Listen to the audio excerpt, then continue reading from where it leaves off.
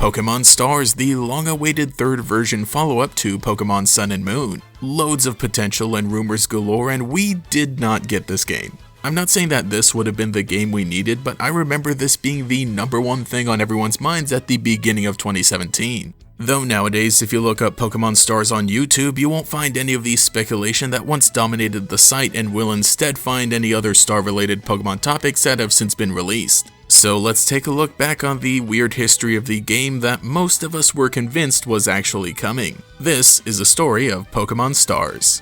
As I've been discussing the era of Pokemon in 2016, leading up to the release of Pokemon Sun and Moon, it's clear that leaks and rumors were at the forefront of the conversation, or at least were second to any official information that was announced. Most of the year went as you would expect, building up to Generation 7, and as we drew closer to the release date of November 18th, things were starting to wind down a bit. But on October 20th, a little less than a month before that, Nintendo dropped a trailer showing the first look at the Nintendo Switch, a brand new hybrid home and handheld console. While Nintendo would later try to ensure us that the 3DS would continue to be supported alongside the Switch, at least for as long as they could, it was clear that this would be the console for every future video game. The first look trailer promised Zelda, Mario, and Splatoon would all be getting new entries, but that left us wondering about Pokemon. After all, we had barely even started Generation 7 and now a brand new console had been revealed and set to release in 5 months' time. How soon would it be before Game Freak also made their migration to the Switch?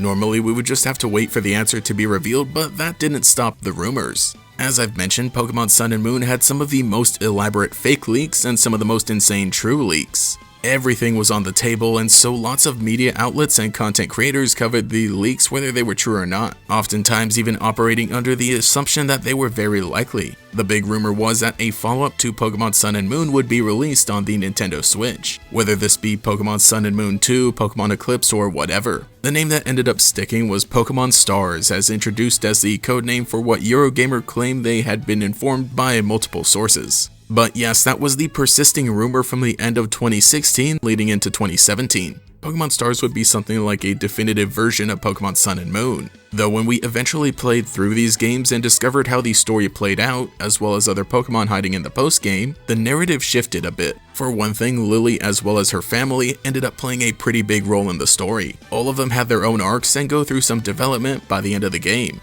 There are even some loose ends left. While Lucamine is defeated and redeemed, she's never seen again, stated to still be recovering. At which point, Lily departs for Kanto in search of her own adventures. In the post-game, we also meet Looker and Annabelle, who are investigating the Ultra Beast when we stumble across the legendary Pokemon Necrozma. The hints present in Necrozma's visual design were pretty intriguing as it resembles the Z crystals, potentially having a connection to the stars. Thematically, it would complete the trio of Sun, Moon, and Stars along with Solgaleo and Lunala. There was even a crack theory that Necrozma could have some sort of dragon transformation, but that can't possibly be true, can it?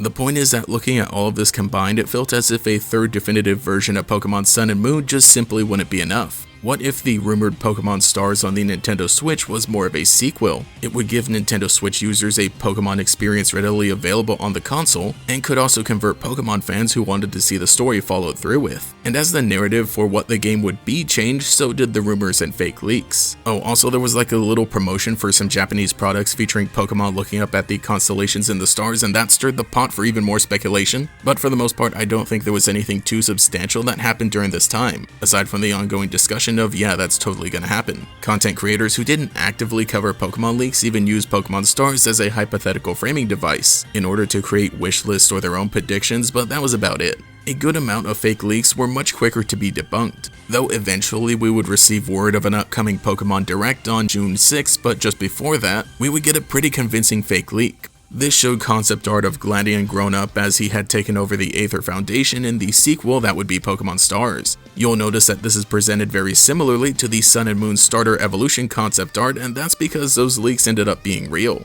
So a lot of future fakes or artistic exercises would copy the same format. Slapping that little confidential stamp on the bottom will do it. There was also an image that appeared to show game footage running on the Nintendo Switch using this Gladion design as well. But of course, once the Pokemon Direct revealed that the next games would be Pokemon Ultra Sun and Moon on the Nintendo 3DS, it was all debunked and the momentum for Pokemon Stars grinded to a halt. Also, it turns out that the art was drawn by well-known artist MD who's still creating. But man, there was a lot of negative reactions to Pokemon Ultra Sun and Moon, a game being released on the Nintendo 3DS the same year as the Nintendo Switch was being released, and big Nintendo games had made their debut on the console didn't sit right with a lot of people. Granted, things like Zelda, Splatoon, and Mario were going to be on home consoles anyway, so it made more sense for them to be developed on the Switch further in advance. And the Ultra games were made on the same engine as base Sun and Moon anyway.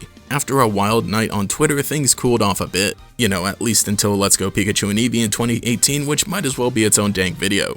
As much as I wanted Pokemon Stars to actually happen, I never really bought into the idea of it being on Nintendo Switch. After playing Sun and Moon and based on previous patterns of the franchise, it was expected that there would be some kind of follow-up game built in the same engine. But basically porting Sun and Moon onto the Switch was pretty far-fetched. For one thing, the amount of features available on the bottom screen of the 3DS, there would be a significant amount of reworking that needs to be done. I mean, Pokemon games would eventually go back to having everything on a single screen, but there was a lot of time put into all the features on the 3DS's touchscreen that would have to be changed completely to get Sun and Moon functioning on the Switch. Also, looking back with foresight, knowing the current debate about the graphical fidelity of modern Pokemon games, would we have really wanted a 3DS game on the Switch? But that's just the functional aspect of Pokemon Stars being on Switch. When it comes to the concept of the game being more of a sequel rather than an alternate retelling, I personally have some mixed feelings about Ultra Sun and Moon. I really love the added features and story that played out with the Ultra Recon Squad and Ultra Necrozma, but that couldn't have been something additional that happens after the events of Sun and Moon without having to rewrite them. The point is that nobody could have predicted Ultra Sun and Moon as they were, and it probably would have made a lot more sense to just make a third alternate version with some extra stuff in the post-game, or a full-on sequel.